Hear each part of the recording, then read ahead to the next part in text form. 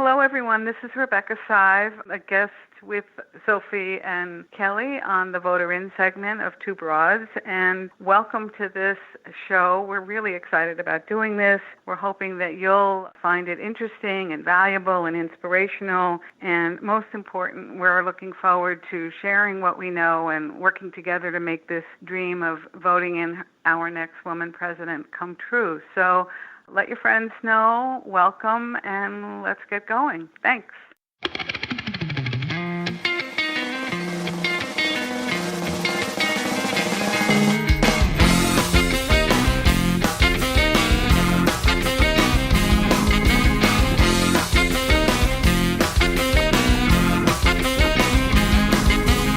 Are you listening? Hey everyone, this is Kelly with Two Broads Talking Politics, and we are in our 6th episode in our series called Vote Her In. I'm here with our partner on this project, Rebecca Sive. Hi, Rebecca. Hi, it's good to be here. Yeah, so it seems like the presidential primary race is really heating up, so we'll have a lot to talk about in coming weeks about the women who are running. But we are going to look this week at the recent Chicago mayoral election to look a little bit about women running for executive office at the city level, but in a major city like Chicago, and what some lessons are that we've learned from that. So maybe we could just start with kind of setting the scene, what happened in the recent Chicago race. So the runoff in the Chicago mayoral was earlier this month in early April. And in the runoff, we actually had two African-American women against each other in the runoff, Toni Preckwinkle and the eventual winner, Lori Lightfoot. Do you want to set the stage a little bit beyond that about sort of what this race looked like? Yeah, it's really great for us to be able to talk about this because, as you said, the presidential is really heating up, and as that competition, gets more substantive and people really are thinking about how they're going to differentiate themselves, I think this is a useful sort of case to look at. One thing, for starters, is to just declare the victory of the history, which is that there were 4 women of color who ran in the primary in Chicago.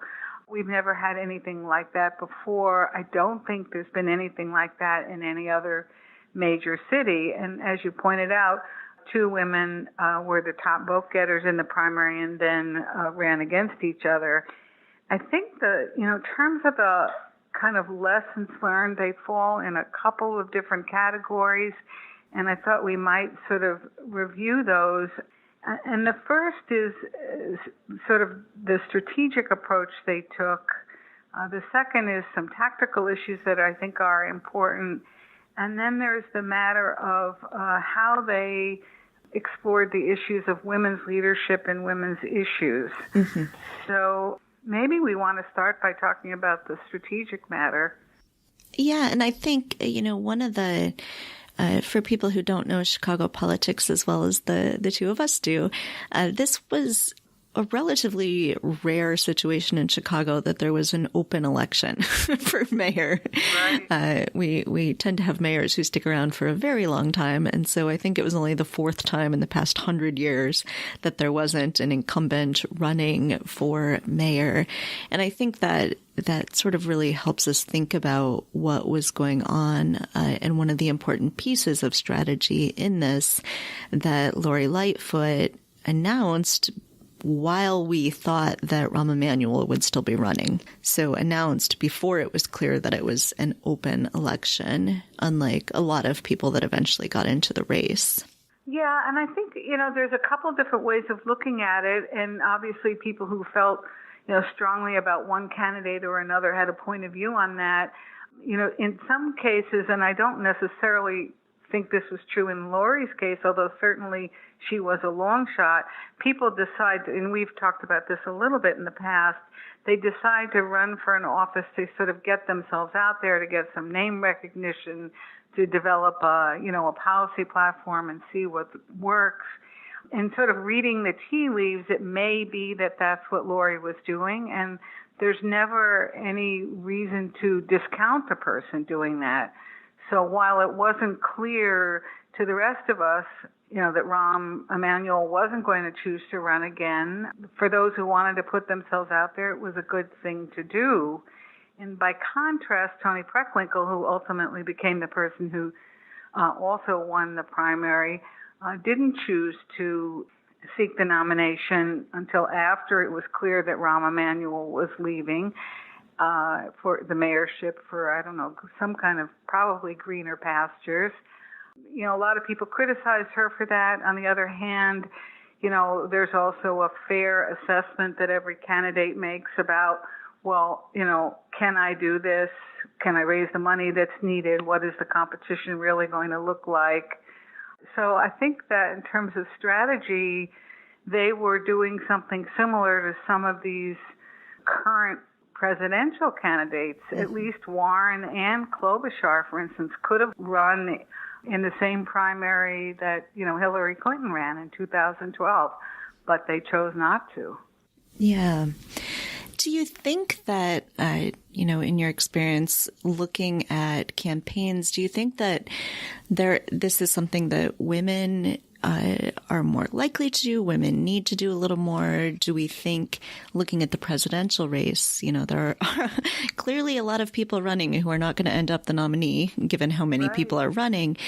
Is it good for the women, especially, to be putting their name out there like that, to be thought of for various positions on cabinet and things like that for future races? I think you're exactly right. I think what's shown is that, and certainly all of this, storm of discussion over the last week or so about the unequal media coverage of the women candidates as compared to the male candidates, makes the point that, you really need to be out there because you may not get as much of a chance to tell your story as your male competition does. So I think in most cases it does behoove women to, get out there early, say what they want to do, as I said before, develop the name recognition. And I think if you look at some other races around the country, in the past, you've seen women who are seeking high office do that.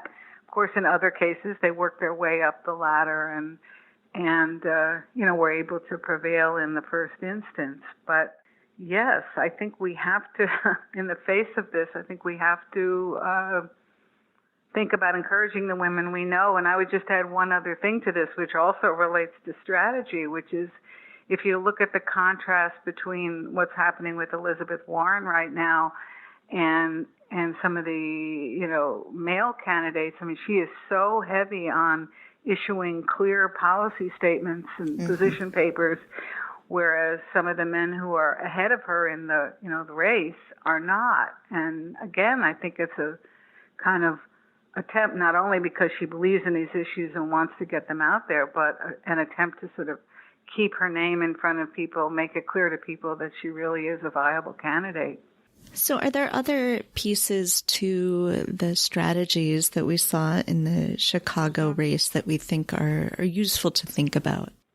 Well, when I was thinking about it, I kind of felt that the biggest strategic piece probably for listeners of this podcast was the lack of focus, so to speak, particularly on women's, what I would call women's issues. And of course, every issue is a woman's issue, but women predominate among those who are lowest paid, among the poorest households, certainly in Chicago and other big cities.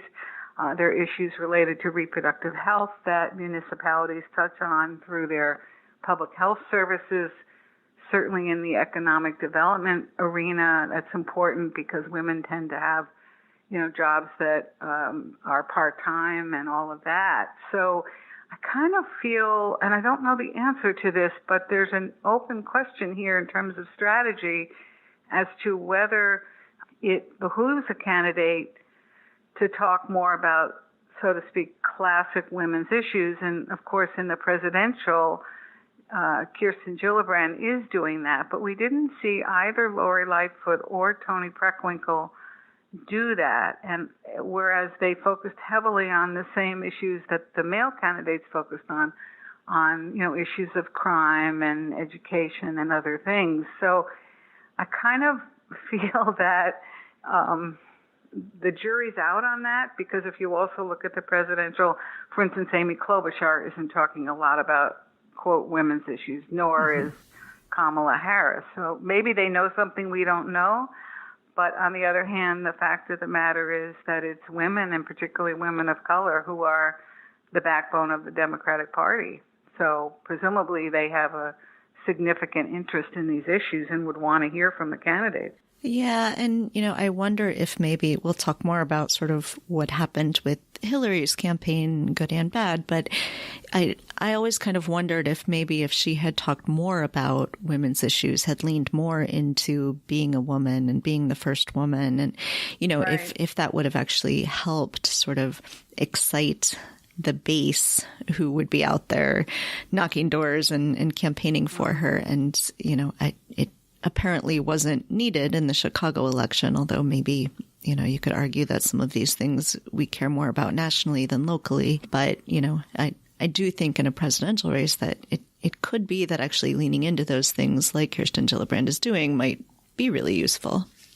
Well, the other thing about it is you don't know in terms of a municipal race. And in large cities, this is really an issue, because the cities in many cases are, the funnels for federal monies, and the mayors of these cities have a disproportionate capacity to influence presidential action. I mean, we don't know what would have happened, say, had either candidate, but certainly Toni Preckwinkle, having been in office for so many years prior to this run, had she sat down and talked about, well, when I worked on affordable housing, this is what it meant for the women in my ward, or when I worked on the healthcare system for Cook County, which serves millions of people, this is what it meant for the women of Cook County. So I'm not sure we know, and I think that this test case with Gillibrand, at least at the moment, as compared to the other women candidates, is really important. And it's particularly important in light of the fact that, women voters will make the difference, certainly in key states that were won by President Trump the last time around. So I think it's a kind of an interesting question. I don't know whether it would have made the winning difference for Toni Preckwinkle, but it is true that more women voted than men. And as I said, the people who benefit most from those public services are women-headed families. Do you think that not just these women running for mayor, but these women running for mayor and other women who have run, including Hillary, do you think that part of the reason they don't lean into those issues is because they don't want to turn off male voters? Or do you think that, that just isn't the thing that is most important to them? Well, the conventional wisdom on this, I think, says that, people vote party more than they vote gender. At least, and so the significance of that is, in answer to your question, at least in part, is that the Democratic Party and the Republican Party have, stated positions on issues that, affect everybody. So whether it's education or crime or whatever. So I think the answer to that question may be the case that the candidates feel they have to, run the whole board, so to speak. It's also true, and I think that we should touch on this, that in most of these campaigns still, the majority of the executive level decision makers in terms of the campaigns are men. And, whether this is a factor when you've got mostly men sitting at a table deciding, well, what's our candidate going to talk about, or what speech is she going to give, or what organization is she going to visit? And, I would just say on that point that I know this from personal experience, how hard I and others who've been in a similar situation have had to fight and say, no, let's go to this women's organization. You're going to be able to talk about issues that really matter, and this will make a difference. The other thing related to it is the matter of donors, right? Mm-hmm.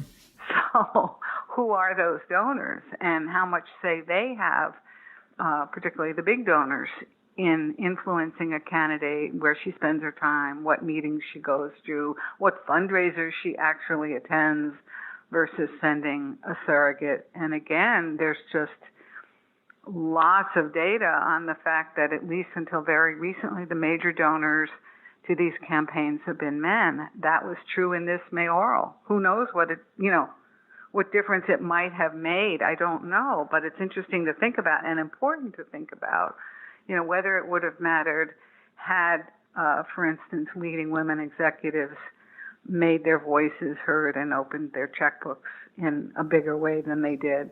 Yeah, I think, in some ways, this is really interesting in a mayoral race, like in Chicago, where they can just raise as much money from individuals as they possibly want to. And there were some really, really big checks being written in the final month or so of that race. In the presidential race, where individuals are somewhat limited in their ability to make their own donations, and part of it is, bundling and PACs and things. I wonder, it could be that women are increasingly being the ones who are running the PACs and doing the bundling, and that women will start to have more of an influence sort of at the table. Well, it's true that you're right that there is increasing influence. More women gave significant checks in the 2012 campaign, which happened to be for Hillary Clinton, than had ever happened before. Women are giving right now in big numbers. But the issue there is because, as you mentioned, there are federal limits on what individuals can do. The real issue there is people who are bundlers, right? Mm-hmm. People who put together lots of different people's checks and therefore have an outsized influence on a candidate. And, Elizabeth Warren, at least currently, is the only one to have said she's not going to have big donor events and spend that time with them. So it's to be seen whether those bundler people have a significant measure of them are women or not. I think it's too early to tell, but again, there's absolutely no discounting the impact those people have, and it really is an affirmative choice on the part of the person looking at it positively. I know there are some listeners who may think this is a bad thing, but there's just no discounting the fact of the influence that those people have. When we're talking about the Chicago race and some of these huge checks that I was talking about, I get the daily Politico email about Illinois politics. And some of these amounts were just mind blowing to me. Right. What does that difference look like between male donors and female donors? Well, just by way of example, and just the caveat that I haven't seen the last reports, but at one point about a week out in the Chicago mayoral, there were men, I can think of one who had, given $400,000, and a couple of women, by contrast, who had given $100 each, more or less $100. So, I don't know how people feel about those kinds of gifts in the first place, but it does demonstrate that the major male donors are looking at this differently, at least so far, than the major women have. And I guess I would stress this aspect of things only because of the fact that these people stand out and then have the capacity to bring their own institutions, into this mix. And in that context, I think there's another important strategic piece that we might just want to touch on, which is the, institutional endorsers, right? The heads of organizations, the people who hold office, and what they say and when they say it, right? So we're sort of now at the point where we can look at the Chicago mayoral and we can see that, the biggest institutional endorsers, again, were men who are heads of labor unions, for instance, on the Preckwinkle side, and heads of major businesses on the Lightfoot side. Now, that's may or may not hold in the presidential, but it seems to me that if women were to step up in that context too, right? Maybe they have to work their way up to be the head of a PAC or the head of a union or whatever it is. Obviously, they do.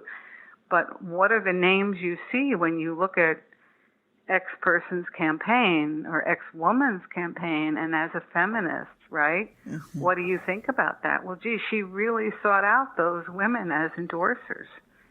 And I like that because I care about the issues that institution is focused on. Yeah. And since you win by, one vote or maybe a few more in some of these key states, right, it's going to matter. I also wanted to just mention here in terms of the strategic piece, not so much on the tactical, but the matter that both of these women who ran in Chicago, Lori Lightfoot and Toni Preckwinkle, like the women who are running for president in the Democratic Party at the moment, are extremely well educated, have years and years of experience that's pertinent to the position they are seeking. And without naming names, although we could, that's not true, for instance, of all of the male candidates in the presidential. Or all of the male candidates in the mayoral race. Exactly. So, this is the ongoing truth that we know from studying women who run for office and how hard they work to learn the material and feel that they're qualified, and then they start on a rung of the ladder that's usually fairly low and work their way up. And it held true here, and at the moment it's holding true in the presidential. And so I kind of think one of the questions going forward, which I haven't yet seen explored, and maybe we'll see more of it as these campaigns unfold, is whether that, actually matters, right? Or whether people are voting on how they feel about somebody or the values of someone, as Mayor Pete has said, versus I actually have experience in this job, and I actually have policy positions based on this job, and I actually have an education that relates to this job, and therefore I'm the most qualified. It seems like we could be at a point in American politics where experience actually hurts you, that people are looking for just something different, and that seems to be playing out at all sorts of different levels, but it played out in this mayoral race as well.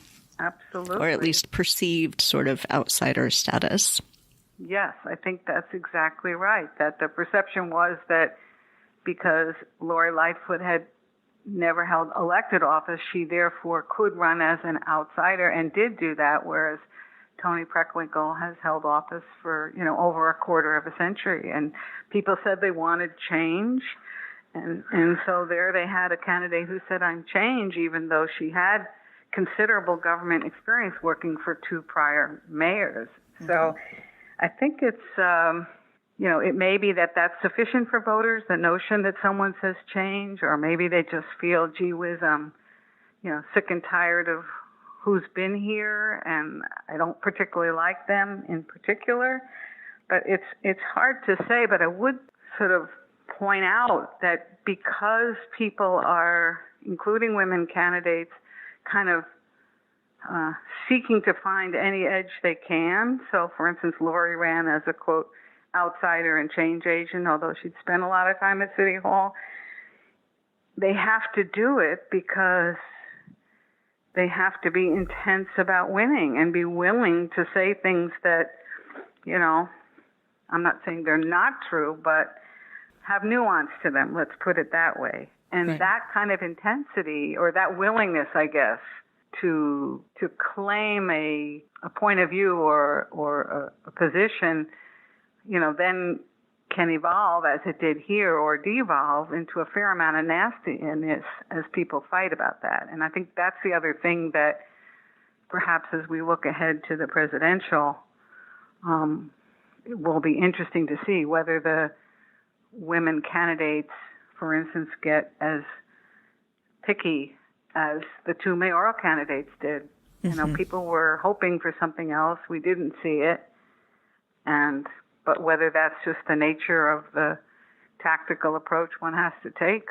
Yeah, so, I think we ideally would just like to see happier campaigning in general, right. Less negative campaigning in general. But I think a lot of people have this idea that, if women are campaigning, they might be less likely to attack, less likely to be negative. And certainly, as you're saying, what we saw in Chicago was not the case.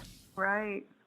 So that's kind of one of those big open questions that's going to be fun for us to look at and important to consider. I would just add one other as a sort of lesson from Chicago, and that is to go back to where we started, which is two women of color ran for mayor of the third largest city. So the question there, which is really a positive one, is have we really now broken down some barriers, and can women of other, so to speak, minority status or minority backgrounds have the opportunity to run too? I mean, obviously Kamala Harris is running, Tulsi Gabbard is running, but will there just be now a much kind of more open and, I would say, generous view of who can run for office, not only women, but women of particular backgrounds? So, maybe we'll just keep breaking down these barriers, and notwithstanding all these other potentially negative experiences, have a positive one in relation to that. Yeah, and I think that was one of the things people loved from outside Chicago when they woke up to the news that, not just a woman of color was going to be running Chicago, but an openly gay woman of color was going to be running the third largest city in the country. And that, you can sort of break down all sorts of barriers at once if you have the right candidate and the right campaign. And perhaps there's one other big lesson related to what you just said, which is this issue of identity, so to speak, that it doesn't necessarily correspond to your views on the issues, right? Just because you're, say, a lesbian doesn't mean you're a progressive, but it is important to voters, and voters are willing to go further than they have in the past. And does that then provide an opening for the person who's elected to put forth new policies, right, that couldn't have been imagined before? Because, gee whiz, a lesbian of color carried every single ward in Chicago. What does that mean for what else she could do? We don't know that. And it's actually pretty significant, because people had to take at least some people, had to have more of an open mind than they've had in the past. Yeah, and it's probably worth noting for people not in Chicago that although Chicago is obviously a heavily Democratic city, it's not necessarily the most progressive type of Democratic politics always, although that's certainly shifting. That's, of course, right. I guess what I would say is that in that context, does it open the door to new policy positions, right? I mean, I think that when we're looking at the presidential candidates and evaluating them, the men as well as the women, it'll be interesting to see whether it does or it doesn't, whether identity, as an individual matter, really makes a difference on what kind of positions, the candidates put forth and campaign on. And if it doesn't really matter, it really is a matter of individual, who an individual is. How do we then take that into account, or don't we, right? Kind of an abstruse question, but I think an important one for people who make the assumption, this is something we talked about before, that, you don't have to be a progressive to be a woman leader, right? I mean, that would be one way of looking at it. So I guess my takeaway on Chicago is, number one, all the positive, which we've discussed about, this history-making event. And then secondly, looking closely at a woman who has stated she's an agent of change and comes from a different perspective, and see how much that enables her to perhaps put forth a position on important matters that she hasn't, or that other candidates have not. So I think we'll see with the presidential candidates how that comes out. All right. Excellent. And we will be back in 2 weeks to continue our series, Vote Her In. And if you haven't listened to the previous episodes, you can find them all on our website. There'll be a link from this episode. So I think this is exciting, and we're definitely getting into the heat of the season on presidential politics. So it will continue to be a really important discussion. And I think what we're going to do, which I have to say, Kelly, I neglected to do last week, is we're going to get really nerdy and start giving you all links to read, right? Yes. And think about that as a positive, because we certainly don't have all the answers. But the more we all get to look at this and think, the better off we're going to be. So look for that as well. Yes, absolutely. All right. Well, Rebecca, thank you again. And next time we talk, we'll have Sophie back from vacation, and Wonderful. We will continue to dive into this issue. Take care, Kelly, and thanks. The Vote Her In segment is a collaboration of Two Broads Talking Politics and author Rebecca Sive. Our theme song is called Are You Listening, off of the album Elephant Shaped Trees by the band Immunuri, and we're using it with permission of the band. Our logo and other original artwork is by Matthew Weflin and was created for use by this podcast. You can contact us at twobroadstalkingpolitics@gmail.com or on Twitter or Facebook at Two Broads Talk. You can find all of our episodes at twobroadstalkingpolitics.com or anywhere podcasts are found.